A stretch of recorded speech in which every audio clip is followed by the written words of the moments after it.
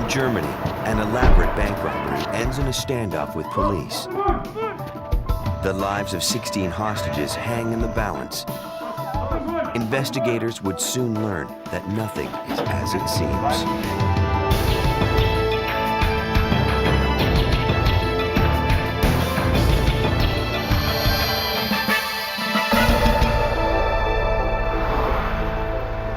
In 1989, the fall of the wall impacted the city of Berlin in unexpected ways. The promise of a free market economy flooded out, and immigrants flooded in. But skyrocketing unemployment greeted newcomers who found the rewards of capitalism painfully out of reach.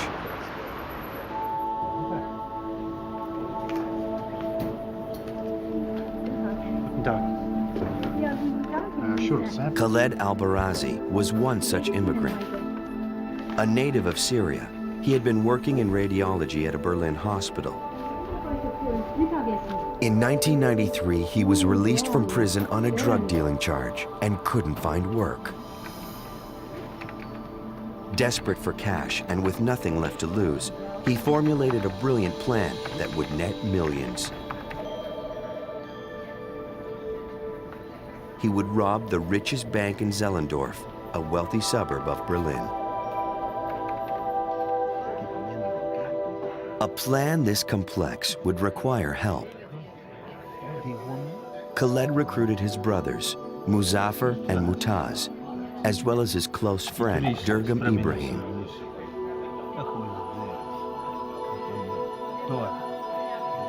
Like Khaled, the men were all out of work.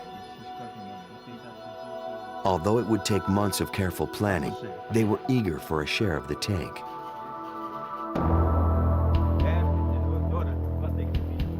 On June 27, 1995, when everything was in place, the men put their plan into action.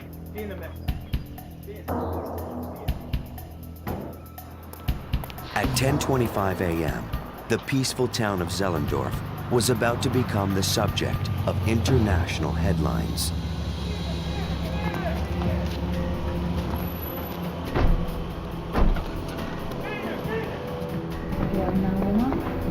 Employees and customers were caught off guard as the gang stormed the lobby. Unnoticed, a teller triggered the silent alarm. The police were on their way. Bettina Eckert was in the bank at the time. Als die Bankräuber hereinkamen, sagten sie dann zu den Leuten. When the robbers entered the bank, they shouted at us to get down on the floor. We were frightened. Everyone got down immediately. The gang held 16 people at gunpoint, 7 bank employees and 9 customers. Durch meinen Kopf, oder ich habe versucht, Möglichkeiten zu finden, was man tun könnte, die Lage zu erleichtern, vielleicht zu fliehen. My mind was racing. I tried to think of any way to get out of there alive. How could I flee or overpower the gunmen? I kept my mind occupied so I wouldn't panic. The bank director was secured in his office. The gunman had special plans for him. At precisely 10:30 a.m., police arrived at the Zehlendorf bank, effectively trapping the robbers. Robbers who now held 16 hostages. Martin Textor supervised the scene. Wenn man hört, eine Geiselnahme findet in einer Bank statt, dann ist die erste. Our first task was to close off the area completely. We were afraid the robbers would flee, and we wanted to make sure nothing happened to endanger the hostages. In less than 20 minutes, nearly 100 police in bulletproof vests surrounded the bank and evacuated the immediate neighborhood.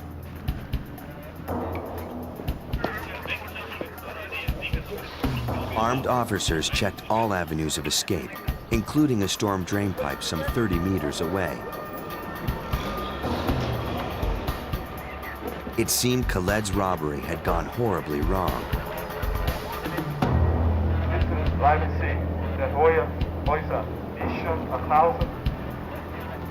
Trapped inside, Khaled's only means of escape was to try and negotiate. At 11 a.m., Khaled released a hostage with a list of demands.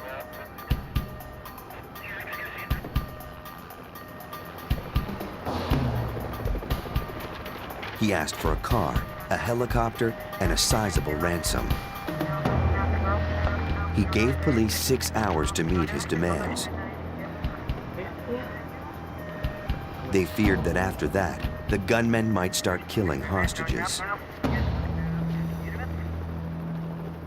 Die Forderung der Räuber betrug ja 17 Millionen Mark. Eine ganz schöne Stange Geld, habe ich mir gedacht. Und es war klar, dass wir so viel Geld gar nicht auftreiben. The robbers demanded 17 million marks, which was an impossible sum. Gewappnet sein. Natürlich ist Geld vorhanden, allerdings nicht in dieser Größenordnung. Und wir fingen dann in der Befehlsstelle natürlich sofort an, uns Gedanken zu machen, wie wir zumindest an Teilbeträge... We gathered as much money as we could and hoped it would be enough. The freed hostage filled police in on the number of hostages left inside, the number of gunmen, and the type of weapons she'd seen. The list was intimidating. Es handelte sich ein belgisches Sturmgewehr, They had a rifle, 2 pump guns, shotguns, 10 Russian fragmentation grenades, a self-loading pistol, and smoke bombs. It was a regular armory. Storming the building was not an option. Police could not risk a firefight with hostages inside. Instead, Texter and his men continued to play by the book. They tried to open up negotiations with the hostage takers. Khaled refused to speak with police directly. Instead, he used the very nervous bank director as a go-between. Das Besondere an dieser Geiselnahme war allerdings... It made it difficult that we couldn't talk at all with the robbers. It made it impossible to judge their mood. It seemed Khaled wasn't playing by the rules, and police were running out of time. Optimistic police would give them the helicopter as a means of escape. The men began looting the bank safety deposit boxes. By the time darkness fell around 7 p.m., the deadline came and went. The police were still racing to meet the gang's demands. Wir haben uns darauf vorbereitet, zuzugreifen, wenn wir eine Flucht zulassen. We prepared for a pursuit in the event the robbers tried to drive away. We got the helicopter in place as they requested. All of this took time. At 8 p.m., nearly 10 hours into the standoff, Khaled told police through the bank manager he would wait no longer. He said unless their demands were met soon, they were going to start shooting hostages. Wir hatten keine Chance, die Zustände im Inneren der Bank tatsächlich zu... Whenever we asked the bank's director for any information, the line went dead. So we really didn't have a clue about what was going on inside the bank.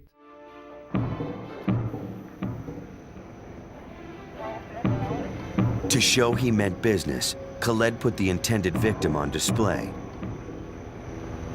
Police started making concessions. They gave the gang a partial payment, all the money they could gather in exchange for more time.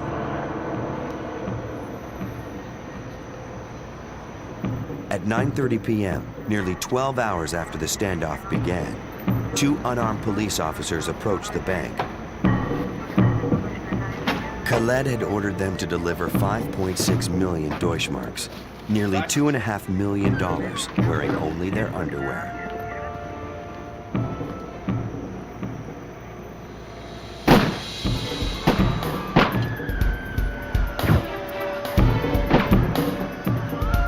Gunfire suddenly erupted inside, and the bank went dark.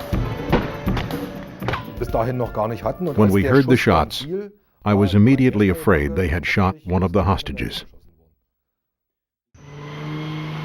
police feared that in not meeting Khaled's demands, they had made a deadly mistake.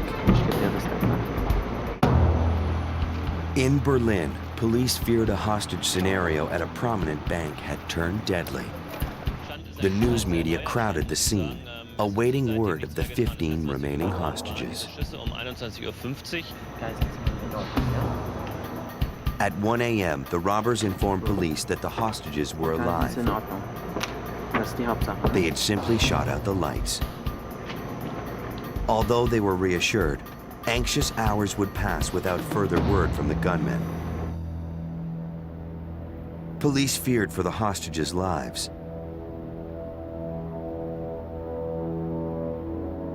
They knew they could not wait much longer. Nearly 17 hours since the standoff began, police received a call from inside the bank. The bank manager told them it had been almost 2 hours since he'd last seen or heard from the captors. It was the lull the SWAT team unit had been waiting for. Bis die Spezialeinheiten eindringen können und insbesondere mit ihren Waffen die Treppe vom Keller nach oben so absichern können, dass die Täter keine Chance haben, an die Geiseln ranzukommen. When officers convinced me that they could storm the bank in a short time, and with a relatively low level of risk for the hostages, I gave the go-ahead.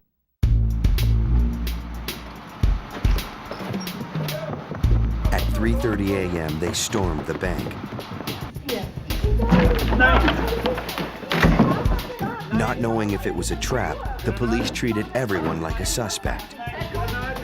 Relativ rüde umgegangen, weil wir annehmen mussten, We couldn't be sure that the robbers hadn't mixed themselves in among the hostages. We had to assume that the gunman could be anywhere. The hostages were cleared of suspicion and removed from the building. Police believed they'd soon have the gang cornered. But as they carefully moved from one darkened room to the next, they found nothing but plundered safety deposit boxes. It seemed as if the gunmen had simply vanished into thin air, taking millions of Deutschmarks with them. It would take them over an hour to solve the mystery. The police had been the victims of an elaborate ruse. The gang had escaped beneath their very feet. Wir haben zu keinem Zeitpunkt damit gerechnet, dass die Täter etwa durch den Keller über einen Fluchtweg vorbereiten könnten. We never guessed the robbers had a prepared escape route. We checked every way out. We even had the sanitation department send the sewer plans for the area, and we saw that the closest pipe was 30 meters away. It never crossed our minds they could tunnel out. In the tunnel, police found the captors' discarded masks, weapons, and overalls, but not a trace of evidence to help them identify the robbers. It appeared the gang had gotten away with the perfect crime. The following day, news of the daring heist spread throughout the country. As police were trying to piece together the scant clues, the press marveled at the clever robbery.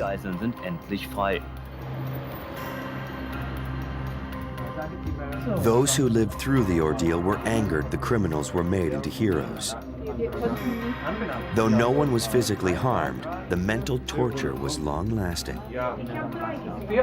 Reporter Mechthild Hennecke covered the story.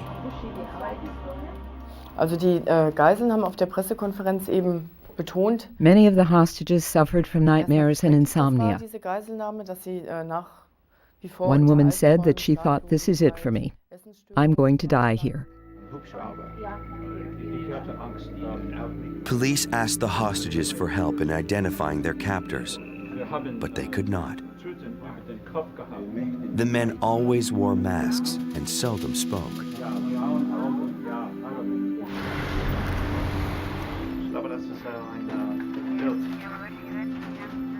They hadn't left any clues, not even a fingerprint.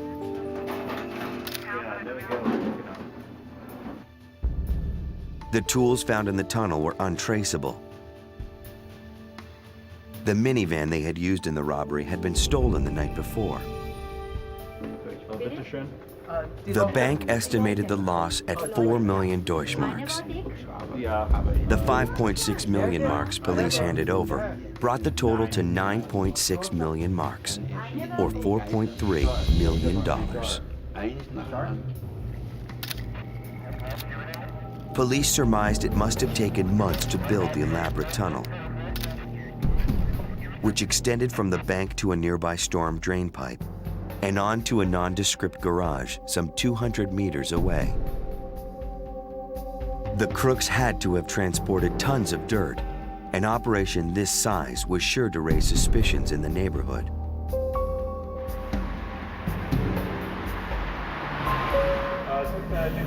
Neighbors revealed they'd seen 3 men driving the same car in and out of the garage several times a day.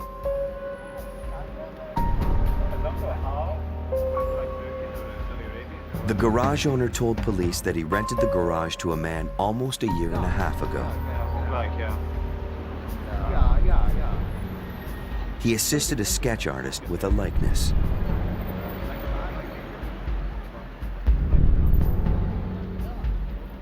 It turned out the renter's business card had both a fake name and address. Composite sketches of the 3 men were publicized in newspapers and on television. Nothing happened.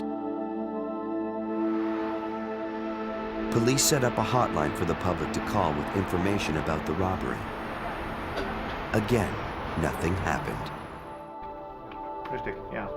After 2 weeks of getting nowhere, the bank offered a 1/2 million Deutschmark reward. Only then did hundreds of leads pour in, over 400 in a matter of days. One of the calls led police to a Syrian immigrant named Mohammed Al-Karmi.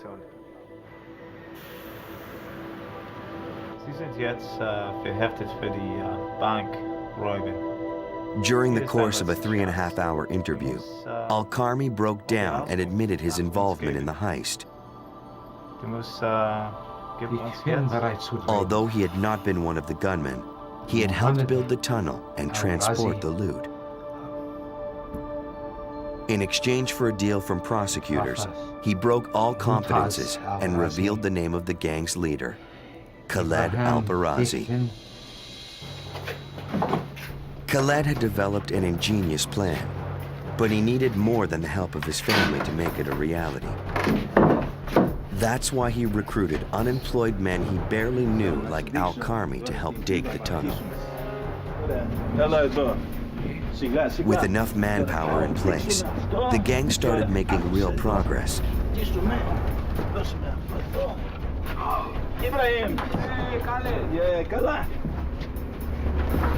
But it would be more than a year before they could put their plan in motion. The men dug around the clock. To avoid detection, they dumped truckloads of dirt outside the city. Khaled carefully thought through every aspect of his plot. He obtained plans for the city's sewers and storm drains. He designed the tunnel to connect with a drain pipe about halfway to the bank, saving the men months of digging. Less than a meter in diameter, it stopped only 30 meters from their target. As the men dug the last 30 meters, cave-ins and flooding slowed their progress. But their desperation kept them burrowing closer and closer to the bank. After 18 months of non-stop digging, the tunnel stretched over 200 meters. It ended less than a meter from the bank floor. With all the hard work behind them, the gang was ready to move.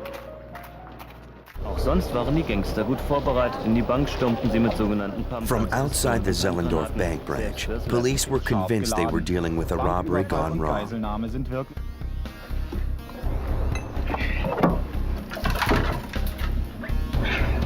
Inside, Khaled's plan worked like clockwork.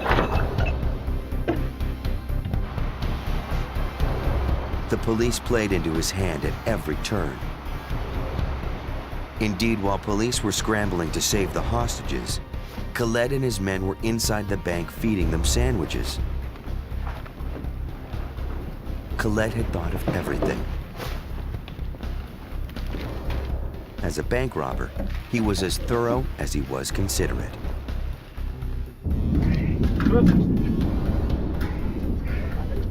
Khaled planned for the long wait, and by drawing out the bargaining game with police for over 16 hours, he and his gang bought themselves enough time to loot the safe deposit boxes and exit the bank. While the gang members moved bags of cash through the storm drain, the police were still trying to devise a plan to end the standoff.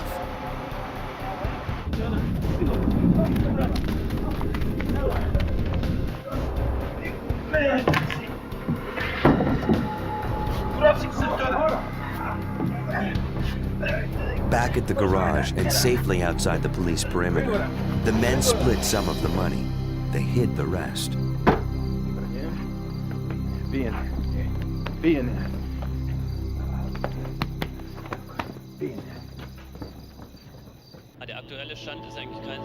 Al-Karmi made it home in time to see the final chapter of the standoff play out on TV. The nation's fascination with the story only added to the sense of having pulled off the perfect crime. Mohamed Al-Razi. But the intricate plot crumbled when Al-Karmi, the outsider, gave up his new friends. Days after Al-Karmi's confession, undercover agents tracked down and arrested Khaled and his brothers. 2 other suspected gunmen were picked up the following day.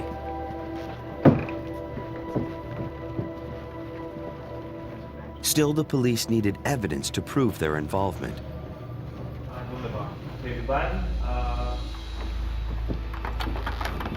While the men were being questioned, investigators searched their homes. They found evidence that their suspects had been spending a great deal of money lately. And there had been some big-ticket items on their shopping list. The suspects, who were all unemployed, had gone out and purchased luxury cars.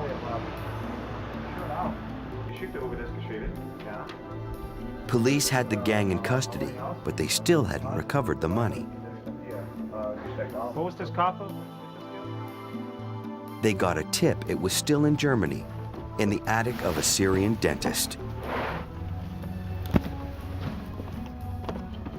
There they found a suitcase containing 3.6 million Deutschmarks.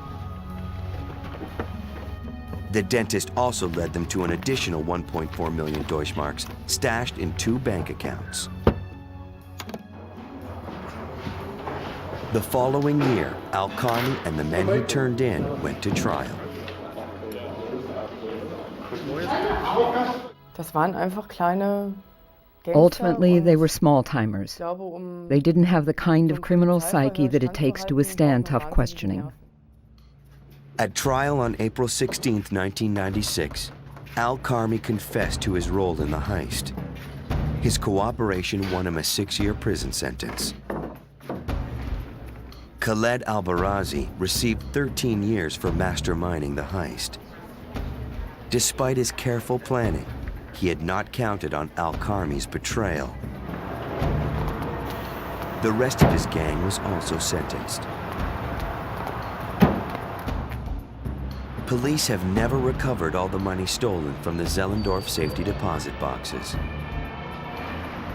Millions of hidden Deutschmarks may await the release of a gang of small-time bank robbers with a very big plan.